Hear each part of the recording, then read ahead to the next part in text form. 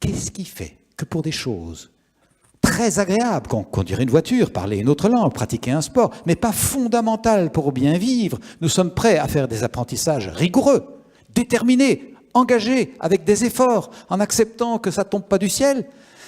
Et pour la paix avec soi, toutes les parties de soi, la paix avec l'autre, toutes les parties de l'autre, la paix avec la vie, on attend que ça tombe du ciel sans faire le moindre effort. C'est surprenant, non? D'où vient cette négligence dans nos apprentissages?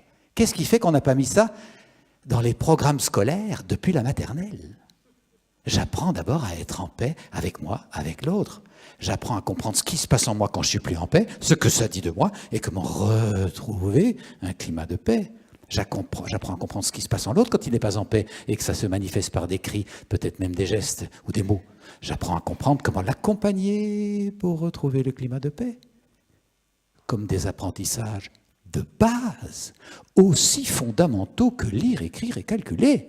J'apprends à savoir qui je suis, comment je me sens, qui l'autre est, comment il se sent. Vous voyez, curieusement, on n'a pas pris l'habitude de mettre ça au programme et donc nous sommes laissés encoder dans des rapports de force. C'est un vieil encodage.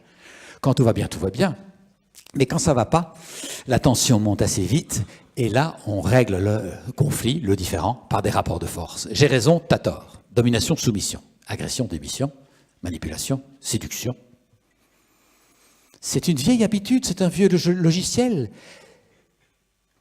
Il est tellement présent chez nous qu'on croit que c'est la seule façon de résoudre le conflit. Et regardez même dans l'intimité du couple, dans cet espace où l'on pourrait espérer enfin la complète nudité du cœur et l'abandon à la tendresse, à l'empathie et à l'écoute, dans l'acceptation totale de sa propre vulnérabilité et de celle de l'autre.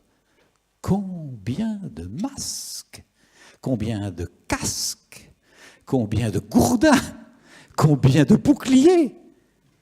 C'est hallucinant. Même dans cet espace-là, on n'a pas réussi encore à entrer dans la douceur, le lâcher-prise, l'acceptation de la différence. Vous voyez que nous avons du chemin à faire, puisque nous sommes restés au niveau de Cro-Magnon, Gourdin ou grotte, agression ou fuite. On n'a pas encore rencontré la rencontre.